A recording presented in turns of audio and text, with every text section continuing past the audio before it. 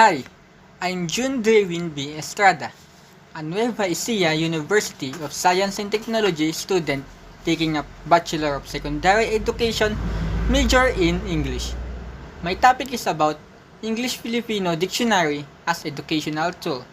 As the education keeps adapting to this world environment, this new normal that is brought by this pandemic didn't just affect but also change the society and even our way of living. Before pandemic, we usually able to do different things such as go out, hang out with our friends, and even play our favorite outside sports until we dried our lungs out because of exhaustion. However, everything changed when this COVID-19 emerged, and things fall out into different places. People are forced to wear a mask and face shield every time they go out in their houses. People may find themselves in survival mode, attempting to settle to the things that are new to them, and others are trying to conquer social isolation. In new normal, adjustment is a process and it is not well defined, and that we need to slowly go with the flow.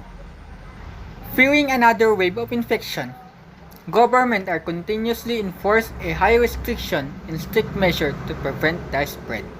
COVID-19 has caused a massive change to our daily lives, including our education system, wherein it prevents the traditional method of teaching that usually used to conduct an effective teaching learning process to the students.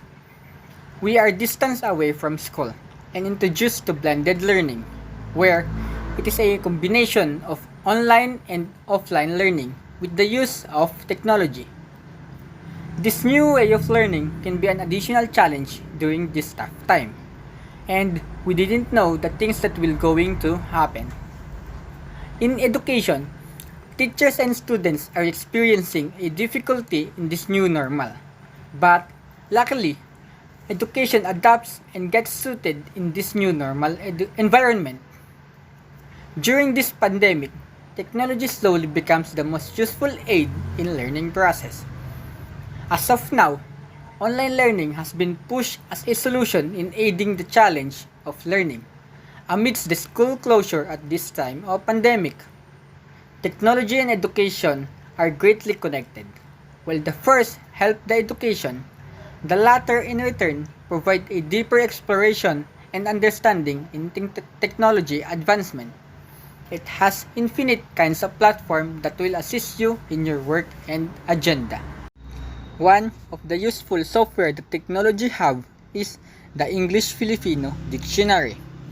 It is a software that is used to convert Filipino word into English word or vice versa. As for we know, students are always into enhancing language proficiency, and bilingual dictionary is one of the major factor to consider in choosing. Now, let's explore more about this Filipino English dictionary. It is developed by innovative software and it was introduced to the market on June 4, 2013. The application has a search bar where you can encode your desired word that you need to translate.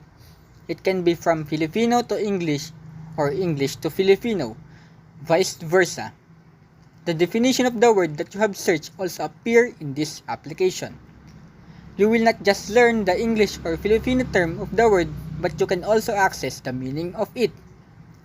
For you to understand the word that you have translated, the app will provide you a sample sentence on how to use it properly.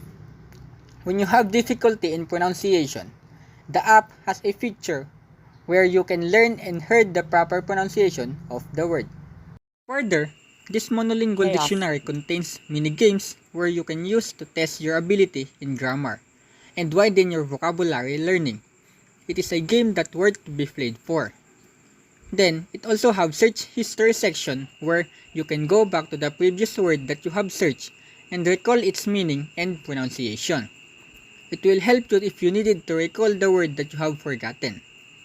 Lastly, this application can be personalized because you can change it to your desired theme and font size that is suited into your learning pace and environment.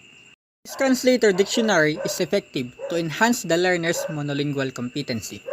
It will help them to build links between English and Filipino languages. It is ideal for learners as they use a familiar word to support the introduction of another language vocabulary. It can aid the gap between English and Filipino difficulty, especially in doing essay or different grammar work, and it can enhance vocabulary knowledge of the learners. It will not just help to analyze foreign words, but it also save their time compared in finding it in traditional dictionary. Dictionaries support the learners when it comes to language education. It will serve as a guide in coping different vocabulary words. This dictionary has a lot of information about grammar, uses, and pronunciation. As a whole, online learning has been a great means of learning continuity. It seems that this new normal is about online learning in education, and digital platforms are the support system. Yet, it is too much focus in online platforms, and it is needed to be reconsidered. In enhancing one's vocabulary, we need to start from basic to advanced. We need a tool for us to widen our skills when it comes to English language education. The dictionary software is effective in facilitating vocabulary comprehension and acquisition. It can be the basic continuant of learning language education. In this time of pandemic or in new normal education, this application can be the basic tools in self-learning method when you have a problem in translating foreign words. The fact that it contains many features is essential, and it can also generate through offline.